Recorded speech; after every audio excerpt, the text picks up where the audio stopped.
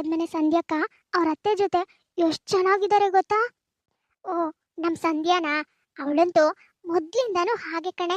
ಯಾವಾಗ್ಲೂ ತನ್ನ ಅತ್ತೆನ ಅಮ್ಮನ್ ತರ ನೋಡ್ಕೋತಾಳೆ. ಮಗಳೇ, ನೀನು ಅಷ್ಟೇ, ಮದ್ವೆ ಆದ್ಮೇಲೆ ನಿಮ್ಮ ಅತ್ತೆನ ಅಷ್ಟೇ ಚೆನ್ನಾಗಿ ನೋಡ್ಕೋಬೇಕು ನೋಡು. ಅಯ್ಯೋ, ನಾನಂತೂ ನಿನ್ ಜೊತೆ ಹೇಗಿರ್ತೀನೋ ಹಾಗೆ ಅವ್ರ ಜೊತೆನೂ ಇರ್ತೀನಿ. ನನ್ನ ಅತ್ತೆನ ನಿನ್ನ ಹೇಗ್ ನೋಡ್ಕೋತೀನೋ ಹಾಗೆ ನೋಡ್ಕೋತೀನಿ. ಅವ್ರನ್ನೂ ನನ್ನ ಅಮ್ಮನ ತರ ತುಂಬಾ ಚೆನ್ನಾಗಿ ನೋಡ್ಕೋತೀನಿ. ನೀನೇ ನೋಡ್ತಾ ಇರು.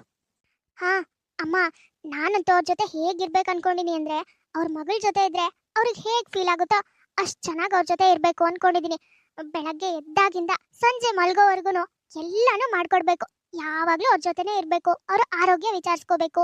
ಊಟ ತಿಂಡಿ ಎಲ್ಲಾನು ನಾನೇ ಮಾಡ್ಬೇಕು. ಅವ್ರನ್ನ ಸೇಮ್ ನಿನ್ನ ಹೇಗೆ ಚೆನ್ನಾಗಿ ನೋಡ್ಕೋತೀನೋ ಅವ್ರನ್ನೂ ಹಾಗೆ ನೋಡ್ಕೋಬೇಕು. ನನ್ ಮಗಳು ತುಂಬಾ ಅಂದ್ರೆ ತುಂಬಾ ಜಾಣೆ. ಎಷ್ಟು ಬೇಗ ಅರ್ಥ ಮಾಡ್ಕೊಂಡಿದ್ದಾಳೆ ಅತ್ತೆನ ಅಮ್ಮನ್ ತರ ನೋಡ್ಕೋಬೇಕು ಅಂತ. ಇವಾಗ್ಲೇ ಇಷ್ಟೆಲ್ಲ ಯೋಚನೆ ಮಾಡೋಳು, ಮುಂದೆ ನಿನ್ನ ಅತ್ತೆನ ನೀನ್ ನಿಜವಾಗ್ಲೂ ಅಮ್ಮನ್ ತರನೇ ನೋಡ್ಕೋತೀಯ ಮಗಳೇ. ಹೀಗೆ ಯಾವಾಗ್ಲೂ ಒಳ್ಳೇದನ್ನೇ ಯೋಚನೆ ಮಾಡ್ಬೇಕು. ನಮ್ ಜೊತೆ ಇರೋರ್ನ, ನಮ್ ಸುತ್ತ ಇರೋರ್ನ ಎಲ್ರು ಖುಷಿಯಾಗಿಟ್ಕೊಳ್ಳೋದಕ್ಕೆ ಪ್ರಯತ್ನ ಪಡ್ಬೇಕು, ಆಯ್ತಾ? ಅಮ್ಮ, ಬೇಕಾದ್ರೆ ನೀನೇ ನೋಡ್ತಾ ಇರು. ಮುಂದೆ ಒಂದಿನ ನಿನಗೆ ಕನ್ಫ್ಯೂಷನ್ ಆಗುತ್ತೆ, ನನ್ ತಾಯಿ ನೀನ ಅಥವಾ ನಮ್ಮ ಅತ್ತೆನ ಅಂತ. ಅಷ್ಟು ಚೆನ್ನಾಗಿ ನೋಡ್ಕೋತೀನಿ. ನನ್ ಬಂಗಾರ. ಅಂಕಿತಾ ಚಿಕ್ಕವಳಿರುವಾಗಿಂದಾನು ತನ್ನ ಫ್ಯಾಮಿಲಿ, ಅಪ್ಪ ಅಮ್ಮ ಅಂದ್ರೆ ತುಂಬಾನೇ ಗೌರವ ಕೊಡ್ತಾ ಇರ್ತಾಳೆ. ಅದು ಅಲ್ದೇನೆ ತಾನ್ ಮದ್ವೆ ಆಗಿ ಹೋಗೋ ಮನೆ, ತನ್ನ ಗಂಡ, ಅತ್ತೆ, ಮಾವ ಇವರೆಲ್ಲರನ್ನೂ ತನ್ನ ಸ್ವಂತದವ್ರ ಹಾಗೆ ನೋಡ್ಕೋಬೇಕು ಅನ್ನೋದು ಅವಳ ದೊಡ್ಡ ಕನಸಾಗಿರುತ್ತೆ. ಗೋಮತಿ ಅವರೇ, ಇವಳೇ ನನ್ನ ಮಗಳು. ಒಬ್ಳು ಮಗಳು ಅಂಕಿತಾ. ಹಿಂದಿಲ್ಲ ಮುಂದಿಲ್ಲ. ನನಗೆ ಅಂತ ಇರೋಳು ಇವಳೊಬ್ಳೆ, ಅವಳಿಗೆ ಅಂತ ಇರೋಳು ನಾನೊಬ್ಳೆ. ಅಯ್ಯೋ ಸುಜಾತ ಅವರೇ, ನಾವೇನ್ ನಿಮ್ಮ ಮಗಳನ್ನ ನೋಡಕ್ ಬಂದಿದ್ವಾ ಹೇಗಿದ್ದಾಳೆ, ಅಂದವಾಗಿದ್ದಾಳೋ ಚಂದವಾಗಿದ್ದಾಳೋ ಅಂತ? ಅದೆಲ್ಲ ಏನೂ ಇಲ್ಲ. ನಾವು ನಿಮ್ಮ ಮಗಳನ್ನ ನೋಡಿ ಆದ್ಮೇಲೆನೆ ಮದುವೆ ಮಾತುಕತೆ ಮಾಡ್ಕೊಂಡೇ ಹೋಗ್ಬೇಕು ಅಂತ ಬಂದಿರೋದು. ನಿಮ್ಮ ಮಗಳನ್ನ ನಮ್ಮ ನೆಂಟು ಹುಡುಗಿ ಮದುವೆಲಿ ನೋಡಿದ್ಮೇಲಂತೂ ಅಬ್ಬಬ್ಬಾ, ಅವಳ ವಿನಯ, ಸಂಸ್ಕಾರ ಇದೆಲ್ಲ ನೋಡಿದ್ಮೇಲೆ ನಮ್ಮನೆ ಸೊಸೆ ಆದ್ರೆ ಇಂಥ ಹುಡುಗಿನೇ ಸೊಸೆ ಆಗ್ಬೇಕು ಅಂತ ಅನ್ಕೊಂಡೆ. ಆದ್ರೆ ನಮ್ಮ ಮನೆಯವರು ಇದೇ ಹುಡುಗಿನೇ ಸೊಸೆ ಆದ್ರೆ ಇನ್ನೂ ಒಳ್ಳೇದಲ್ವೇ ಅಂತ ಐಡಿಯಾ ಕೊಟ್ರು. ಅದಕ್ಕೆ ನಿಮ್ಮ ಹತ್ರ ಮಾತಾಡ್ಕೊಂಡು ಹೋಗೋಣ ಅಂತ ಬಂದೆ. ನನ್ನ ಮಗನು ತುಂಬಾ ಒಳ್ಳೆಯವನು. ಎಂ.ಟೆಕ್ ಆಗಿದೆ, ಒಂದು ಒಳ್ಳೆ ಕೆಲಸದಲ್ಲಿದ್ದಾನೆ, ಕೈ ತುಂಬಾ ಸಂಬಳ ತಗೋತಾನೆ. ನೋಡ್ ಮಗಳೇ ಅಂಕಿತಾ, ಈ ಮನೇಲಿ ಹೇಗಿದ್ಯೋ ಹಾಗೆ ಆ ಮನೇಲೂ ಇರ್ಬೋದು. ಆ ಮನೇನೂ ನಿಂದೇನೆ. ನೀನ್ ಯಾವ ಚಿಂತೆನೂ ಮಾಡೋ ಹಾಗಿಲ್ಲ. ನಿಮ್ಮಮ್ಮ ನಿನ್ನನ್ನು ಎಷ್ಟು ಚೆನ್ನಾಗಿ ನೋಡ್ಕೊಂಡಿದಾರೋ ಅದಕ್ಕಿಂತ ಹೆಚ್ಚಾಗಿ ನೋಡ್ಕೋತೀನಿ. ನನಗ್ ನೀನು ಮಗಳಿದ್ದಾಗೇನೆ, ಹಾಗೆ ನಾನ್ ನಿನಗೆ ಅಮ್ಮ ಇದ್ದ ಹಾಗೇನೆ, ಆಯ್ತಾ? ಅಯ್ಯೋ, ಇವ್ರಂತೂ ಹೇಗ್ ಮಾತಾಡ್ತಿದ್ದಾರೆ. ನಾನು ಚಿಕ್ಕವಳಿದ್ದಾಗಿಂದನು ನನ್ನ ಅತ್ತೆನ ನನ್ನ ತಾಯಿ ತರ ನೋಡ್ಕೋಬೇಕು ಅಂತ ಎಷ್ಟೆಲ್ಲ ಕನ್ಸ್ಕೊಂಡಿದ್ದೆ. ಇವ್ರಂತೂ ಸೇಮ್ ಅದೇ ತರನೇ ಇದ್ದಾರೆ.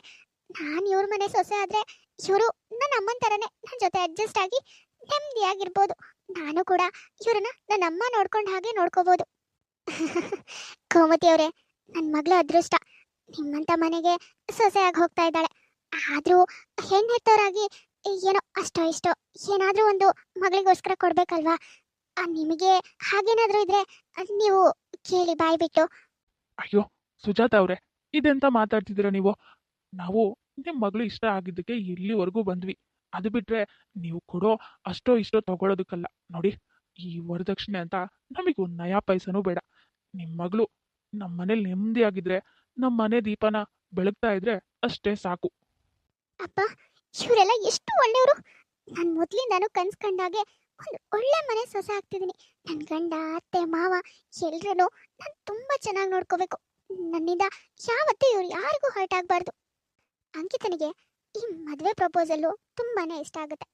ಅತ್ತೆ ಮಾವ ಇವ್ರು ಮಾತಾಡೋ ರೀತಿ ನೀತಿ ನೋಡಿ ಅವಳಿಗೆ ತುಂಬಾ ಖುಷಿ ಆಗುತ್ತೆ. ಹಾಗಾಗಿ ಮದುವೆ ಕೂಡ ಒಪ್ಕೋತಾಳೆ.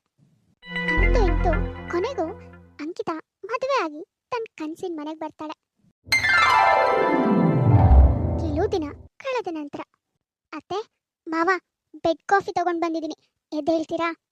ಅಯ್ಯೋ, ಇದೇನಮ್ಮ ಅಂಕಿತಾ, ಇಷ್ಟು ಬೆಳಗ್ಗೆ ಎದ್ದು ಕಾಫಿ ಮಾಡಿ ನಮಗೆ ತಗೊಂಡು ಬಂದಿದ್ಯಲ್ಲ. ಆಮೇಲೆ ನಿಧಾನವಾಗಿ ನಾವು ಕುಡಿತಾ ಇದ್ವಿ ತಾನೆ. ನೀನು ಯಾಕೆ ಇಷ್ಟು ಬೇಗ ಎದ್ದೆ? ನಿಮ್ಮ ಮನೇಲೂ ಇಷ್ಟು ಬೇಗ ಎದ್ದಿದ್ಯೋ ಇಲ್ಲೋ ಗೊತ್ತಿಲ್ಲ. ಇಲ್ಲಂತೂ ಇಷ್ಟು ಬೇಗ ಹೇಳ್ಬೇಡ ನೋಡು. ನನಗೆ ನೀನು ಇಷ್ಟು ಬೇಗ ಎದ್ದು ನಮಗೆ ಹೀಗೆ ಸೇವೆ ಮಾಡೋದು ಸ್ವಲ್ಪನೂ ಇಷ್ಟ ಆಗಲ್ಲ. ನೀನು ಸ್ವಲ್ಪ ಹೊತ್ತು ಮಲಗ್ಬೇಕು ತಾನೆ. ಅಯ್ಯೋ ಅತ್ತೆ, ಯಾಕೆ ಹೀಗೆಲ್ಲ ಮಾತಾಡ್ತಿದ್ರಾ? ನೀವೇನು ಬೇರೆಯವ್ರಾ? ನೋಡಿ, ನನ್ನ ಅಮ್ಮನ ಜೊತೆ ಇದ್ದಿದ್ರೆ ನಾನು ಅವಳಿಗೆ ಹೇಗೆ ಸೇವೆ ಮಾಡ್ತಿದ್ನೋ ಹಾಗೆ ನೀವಿಬ್ರು ಕೂಡ ನಂಗೆ ಅಪ್ಪ ಅಮ್ಮನೇ. ನೋಡಿ ಹೀಗೆಲ್ಲ ಮಾತಾಡಬೇಡಿ, ನನಗೂ ಬೇಜಾರಾಗುತ್ತೆ. ನೀವು ಮೊದಲು ಕಾಫಿ ಕುಡೀರಿ. ಸರಿ, ಇಬ್ರು ಬಿಸಿ ಬಿಸಿ ಕಾಫಿನ ನಿಧಾನವಾಗಿ ಕುಡೀರಿ. ಹಾಗೆ ನಿಧಾನ ಫ್ರೆಶ್ ಆಗಿಬಿಟ್ಟು ಬನ್ನಿ. ನಾನು ನಿಮ್ಗೋಸ್ಕರ ಬಿಸಿ ಬಿಸಿ ದೋಸೆ ಮಾಡ್ಕೊಡ್ತೀನಿ ಆಯ್ತಾ? ರೀ, ನಮ್ಮ ಸೊಸೆ ಚಿನ್ನ ಚಿನ್ನ ಕಣ್ರಿ. ನೋಡ್ರಿ, ಎಂಥವರಾದರೂ ಇಷ್ಟು ಬೆಳಗ್ಗೆ ಎದ್ದು ಅತ್ತೆ ಮಾವನ್ನ ಸೇವೆ ಮಾಡೋದು, ಕಾಫಿ ಕೊಡೋದು ಇದೆಲ್ಲ ಮಾಡ್ತಾರಾ? ಇವಾಗಿನ ಹೆಣ್ಮಕ್ಳಂತೂ ಯಾವಾಗ ನಾವು ಕೆಲಸದಿಂದ ತಪ್ಪಿಸ್ಕೊಂಡ್ರೆ ಸಾಕಪ್ಪ ಅಂತ ಕಾಯ್ತಾ ಇರ್ತಾರೆ. ಆದರೆ ನಮ್ಮ ಸೊಸೆ ಮದುವೆ ಆಗಿ ಬಂದು ಇಷ್ಟು ದಿನ ಆಯ್ತಲ್ಲ, ಒಂದು ದಿನ ನಮ್ಮನ್ನ ಕೇರ್ಲೆಸ್ ಮಾಡಿದ್ದೇ ಇಲ್ಲ. ಇಂಥ ಸೊಸೆ ಪಡೆಯೋದಕ್ಕೆ ಪುಣ್ಯ ಮಾಡಿದ್ವಿ ಕಣ್ರಿ. ಹೌದು ಕಣೆ ಗೋಮು, ನಮ್ಮ ಸೊಸೆ ಅಪರಂಜಿ ಇದ್ದ ಹಾಗೆ. ನಯ, ವಿನಯ, ಗೌರವ, ಅಬ್ಬಬ್ಬಬ್ಬ. ನಮಗಂತೂ ಇಂಥ ಸೊಸೆ ಸಿಗ್ತಾಳೆ ಅಂತ ನನ್ನ ಮನಸ್ಸಲ್ಲೂ ಯೋಚನೆ ಮಾಡಿರಲಿಲ್ಲ ಕಣೆ. ನಮ್ಮನ್ನೆಲ್ಲ ನೋಡ್ಕೊಳ್ಳೋದು ಒಳ್ಳೆ ಸ್ವಂತ ಮಗಳು ನೋಡ್ಕೊಂಡಾಗ ನೋಡ್ಕೋತಾಳೆ. ಆ ಮನೆಗೆ ಸೊಸೆಯಾಗಿ ಬಂದಿರೋ ಅಂಕಿತನಿಗೂ ತುಂಬಾನೇ ಖುಷಿ ಇರುತ್ತೆ. ಹಾಗೇನೆ ಅಂಕಿತನ ಸೊಸೆಯಾಗಿ ಮಾಡ್ಕೊಂಡಿರೋ ಗೋಮತಿ ಗಂಡಂಗೂ ತುಂಬಾನೇ ಹೆಮ್ಮೆ ಇರುತ್ತೆ. ಒಟ್ನಲ್ಲಿ ಆ ಮನೇಲಿ ಎಲ್ರೂ ಖುಷಿಯಾಗಿರ್ತಾರೆ. ನಮ್ಮ ಸಂಸಾರ ಆನಂದ ಸಾಗರ ಅನ್ನೋ ಹಾಗೆ ಅಂಕಿತನಿಂದ ಮನೆಯವ್ರು ಎಲ್ಲರೂ ತುಂಬಾನೇ ನೆಮ್ಮದಿಯಾಗಿರ್ತಾರೆ. ಹೀಗೆ ಕೆಲವು ದಿನಗಳು ಕಳೆಯುತ್ತೆ. ಮಗನೇ, ಆಫೀಸಿಗೆ ಹೊರಟ್ಯಾ? ಟೈಮ್ ಆಗಿ ಹೋಯ್ತೇನೋ. ತಿಂಡಿ ತಿಂದಿಯೇನೋ? ಇರು, ಬಾಕ್ಸಿಗೆ ಟಿಫನ್ ಹಾಕಿದಾಳೋ ಇಲ್ಲೋ, ಅವಳು ಮರ್ತು ಬಿಡ್ತಾಳೆ.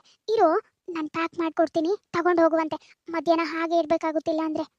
ಅಯ್ಯೋ ಇಲ್ಲಮ್ಮ, ನೀನ್ ಅದ್ರ ಬಗ್ಗೆ ಚಿಂತೆನೆ ಮಾಡ್ಬೇಡ. ನಿನ್ ಸೊಸೆ ಇದ್ದಾಳಲ್ಲ, ಎಲ್ಲಾನು ರೆಡಿ ಮಾಡಿದಾಳೆ. ಆಲ್ರೆಡಿ ಟಿಫನ್ ಬ್ಯಾಗಿಗೆ ಹಾಕ್ಬಿಟ್ಟು ಬ್ಯಾಗ್ನ ತಗೊಂಡೋಗಿ ಕಾರಲ್ಲೇ ಇಟ್ಟು ಬಂದಿದ್ದಾಳೆ. ಅದಕ್ಕೆ ನಾನು ಬರಿಗೈಯಲ್ಲಿ ಹೋಗ್ತಾ ಇರೋದು. ತಿಂಡಿನೂ ಅಷ್ಟೇ, ಹೊಟ್ಟೆಯಿಂದ ಗಂಟ್ಲಿಗೆ ಬರೋ ಅಷ್ಟು ಹಾಕಿ ತಿನ್ಸಿದಾಳೆ. ನೀನ್ ಅದ್ರ ಬಗ್ಗೆ ಯೋಚನೆ ಮಾಡ್ಬೇಡ, ಆರಾಮಾಗಿರು. ಹೋ, ಹೌದಾ? ಸರಿ ಬಿಡು. ಮತ್ತೆ ನೀನು ಆಫೀಸಿಗೆ ತಗೊಂಡು ಹೋಗೋವು ಏನಾದರೂ ರೂಮಲ್ಲೇ ಮರ್ತು ಬಿಟ್ಟಿರ್ತೀಯ. ಇರು, ತಂದು ಕೊಡ್ತೀನಿ. ವಾಚು, ಮೊಬೈಲು ಮತ್ತೆ ಕೀ, ಅದು ಇದು ಎಲ್ಲ ತಗೊಂಡಿರಲ್ಲ. ನಾನು ತಗೊಬರ್ತೀನಿ, ಇರು, ಇಲ್ಲೇ ಇರು. ಅಯ್ಯೋ ಅಮ್ಮ, ನೀನ್ ಅದ್ರ ಬಗ್ಗೆ ಎಲ್ಲ ಯೋಚನೆ ಮಾಡ್ಬೇಡ. ನಾನು ಹೇಳ್ದೆ ಅಲ್ವಾ, ಎಲ್ಲ ನೋಡ್ಕೊಳ್ಳೋದಕ್ಕೆ ನಿನ್ ಸೊಸೆ ಇದ್ದಾಳೆ. ನೀನ್ ಅದ್ರ ಬಗ್ಗೆ ತಲೆ ಕೆಡ್ಸ್ಕೊಳ್ದೇನೆ ಆರಾಮಾಗಿ ರೆಸ್ಟ್ ಮಾಡು. ಸರಿ ಅಮ್ಮ, ನಾನು ಹೊರಡ್ತೀನಿ. ಓ, ಮೊದಲೆಲ್ಲ ಏನೇ ಬೇಕಾದರೂ ನನ್ನ ಮಗ ನನ್ನನ್ನು ಕೇಳ್ತಾ ಇದ್ದ. ಆದರೆ ಇವಾಗಂತೂ ಎಲ್ಲದಕ್ಕೂ ನಿನ್ನ ಸೊಸೆ ಇದ್ದಾಳೆ, ಅವಳ ನೋಡ್ಕೋತಾಳೆ, ನೀನು ಆರಾಮಾಗಿರು ಅಂತ ನನಗೆ ಹೇಳ್ತಾನೆ. ಇವಳಂತೂ ಎಲ್ಲದರಲ್ಲೂ ಮೂಗು ತೋರಿಸ್ತಾಳೆ. ನನ್ನ ಮಗನ್ನು ನನ್ನಿಂದ ದೂರ ಮಾಡಬೇಕು ಅಂತ ನೋಡ್ತಿದ್ದಾಳೆ ಅನ್ಸುತ್ತೆ. ಇದೆಲ್ಲ ನೋಡ್ತಾ ಇದ್ರೆ ನನ್ನ ಮಗ ಅವಳ ಕಡೆನೇ ವಾಲ್ತಾ ಇರೋದು ನೋಡಿದ್ರೆ ನಮ್ಮಿಬ್ರಿಂದ ನನ್ನ ಮಕ್ಕಳನ್ನ ದೂರ ಮಾಡಬೇಕು ಅಂತ ಇವಳು ಸಂಚಾಗ್ತಿದ್ದಾಳೆ ಅನ್ಸುತ್ತೆ. ಅತ್ತೆ, ತಡವಾಗೋಯ್ತು. ತಗೊಳ್ಳಿ ಅತ್ತೆ, ಕಾಫಿ ಬಿಸಿ ಬಿಸಿಯಾಗಿದೆ, ಇವಾಗಲೇ ಕುಡಿದ್ಬಿಡಿ. ಅಲ್ಲಿ ಇಲ್ಲಿ ಅಂತ ಒಂದು ಸ್ವಲ್ಪ ಕೆಲಸ ಜಾಸ್ತಿ ಆಗ್ಬಿಡ್ತು. ಹಾಗಾಗಿ ನಿಮಗೆ ಕಾಫಿ ಕೊಡೋದೇ ಮರ್ತ್ಬಿಟ್ಟೆ. ಅಯ್ಯೋ, ಹೌದು, ಯಾರನ್ನ ಮೆಚ್ಚಿಸ್ಬೇಕೋ ಅವ್ರನ್ನ ಮೆಚ್ಚಿಸೋದ್ರಲ್ಲಿ ಬ್ಯುಸಿ ಆಗಿದೆ. ನಮ್ದೆಲ್ಲ ನೆನಪು ಹೇಗೆ ಬರುತ್ತೆ ಹೇಳು? ಪರವಾಗಿಲ್ಲ ಬಿಡಮ್ಮ. ಮೊದಲೆಲ್ಲ ಏನು ನೀನೇ ಬೆಡ್ ಕಾಫಿ ತಂದು ಕೊಡ್ತಾ ಇದ್ಯಾ? ಇಲ್ಲ ತಾನೆ, ನಾನೇ ಬೆಡ್ಡಿಂದ ಇಳಿದು ಹೋಗಿ ಕಾಫಿ ಮಾಡ್ಕೊಂಡು ಕುಡಿತಾ ಇರ್ಲಿಲ್ವಾ? ಇವಾಗ್ಲೂ ನಾನೇ ಕಾಫಿ ಮಾಡ್ಕೊಂಡು ಕುಡಿತಾ ಇದ್ದೆ. ನೀನೇನೋ ಇಲ್ಲಿವರೆಗೂ ತರೋ ಅವಶ್ಯಕತೆ ಇರಲಿಲ್ಲ. ಛೇ, ಇದೇನಿದು? ಅತ್ತೆ ಯಾವತ್ತೂ ಹೀಗೆಲ್ಲ ಮಾತಾಡ್ದವ್ರೆ ಅಲ್ಲ, ಆದ್ರೆ ಇವತ್ತು ದಿಢೀರಂತ ಇಷ್ಟು ರೂಢಾಗಿ ಮಾತಾಡಿದ್ರಲ್ಲ. ಛೇ, ಕಾಫಿ ಕೊಡೋದು ಲೇಟ್ ಆಯ್ತಲ್ಲ, ಏನೋ ಬೇಜಾರು ಮಾಡ್ಕೊಂಡಿದ್ರು ಅನ್ಸುತ್ತೆ. ಅದಕ್ಕೆ ನನ್ನ ಜೊತೆ ಹೀಗೆಲ್ಲ ಮಾತಾಡಿರ್ತಾರೆ. ಅವರು ಹೀಗೆಲ್ಲ ಮಾತಾಡೋರೇ ಅಲ್ಲ ಪಾಪ. ಏನು ಬೇಜಾರು ಮಾಡ್ಕೊಂಡಿದ್ರೋ ಏನೋ, ನಾನು ಕಾಫಿ ಕೊಡೋದೇ ಮರ್ತ್ಬಿಟ್ಟೆ. ಅವ್ರಿಗೂ ಬೇಜಾರಾಗಿರುತ್ತೆ. ಅಂಕಿತನಿಗೆ ತನ್ನ ಅತ್ತೆ ವರ್ತನೆ ನೋಡಿ ತುಂಬಾನೇ ವಿಚಿತ್ರ ಅನ್ಸುತ್ತೆ. ಬೇಜಾರು ಕೂಡ ಆಗುತ್ತೆ. ಆದ್ರೂ ಅತ್ತೆ ಮನಸ್ಥಿತಿ ಸರಿ ಇಲ್ವೇನೋ, ಏನೋ ಬೇಜಾರಲ್ಲಿದ್ದಾರೆ, ಹಾಗಾಗಿ ತನ್ನ ಮೇಲೆ ಕೋಪ ತೋರಿಸಿದ್ದಾರೆ ಅನ್ಕೊಂಡು ತಾನೇ ಸಮಾಧಾನ ಮಾಡ್ಕೋತಾಳೆ. ಆದ್ರೆ ಗೋಮತಿ ಮಾತ್ರ ಸೊಸೆ ತನ್ನ ಮಗನ ಎಲ್ಲಿ ದೂರ ಮಾಡ್ತಾಳೋ ಅಂತ ಅಪಾರ್ಥ ತಿಳ್ಕೊಂಡು ಪ್ರತಿದಿನನೂ ಸೊಸೆ ಮೇಲೆ ರೇಗಾಡೋದಕ್ಕೆ ಶುರು ಮಾಡ್ತಾಳೆ. ಅಂಕಿತಾ, ನಾನು ಇವಾಗ ತುಂಬಾ ಗಮನಿಸ್ತಾ ಇದ್ದೀನಿ. ಗ್ಯಾಸ್ ಹಚ್ಚಿ ಮೊಬೈಲಲ್ಲಿ ಮುಳುಗೋಗಿರ್ತ್ಯಾ, ಇಲ್ಲ ಟಿವಿ ನೋಡ್ತಾ ಮುಳುಗೋಗಿರ್ತ್ಯಾ. ಹೀಗೆ ಗ್ಯಾಸ್ ಉರಿಸಿದ್ರೆ ಎಷ್ಟು ದಿನ ಬೇಕಾಗುತ್ತೆ? 1 ತಿಂಗಳಿಗೆ 1 ಗ್ಯಾಸ್ ಅಂಡೆ ಬೇಕಾಗುತ್ತೆ. ನನ್ನ ಮಗ ಏನೋ ಕೋಟ್ಯಾಧೀಶ್ವರ ಅಲ್ಲ. ಅಲ್ಲ, ಅದು ಅತ್ತೆ. ಸಾಕು, ಬಾಯಿ ಮುಚ್ಚು. ಅದಕ್ಕೂ ಮತ್ತೆ ಏನೋ ಒಂದು ಹೇಳಿ ವಾದ ಮಾಡೋದಕ್ಕೆ ಬರಬೇಡ. ನೋಡು, ಇನ್ನೊಂದ್ಸಾರಿ ಗ್ಯಾಸ್ ಹಾಗೆ ಉರಿತಾ ಇರೋದು ನೋಡಿದ್ರೆ ನಾನು ಮಾತ್ರ ಸುಮ್ಮನೆ ಇರಲ್ಲ. ಗೋಮತಿ ಅಷ್ಟೆಲ್ಲ ಮಾತಾಡಿದ್ರು ಪಾಪ ಅಂಕಿತಾ ಮಾತ್ರ ಏನೋ ಮಾತಾಡ್ದೇನೆ ಸುಮ್ಮನೆ ಆಗ್ತಾಳೆ.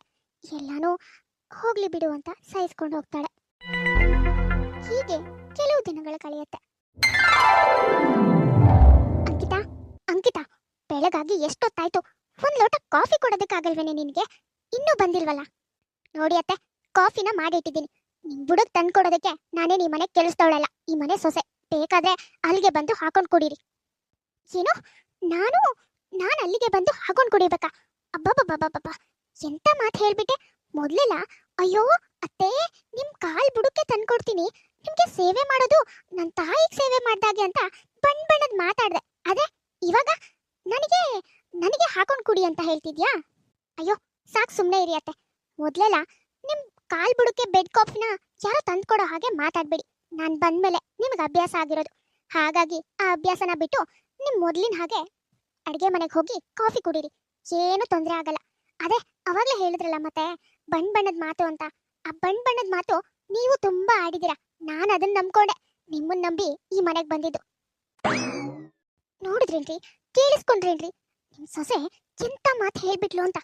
ಇಂಥವಳನ್ನ ನಾವು ಆರಿಸಿ ನಮ್ಮನೆ ಸೊಸೆ ಮಾಡ್ಕೊಂಡ್ವಿ.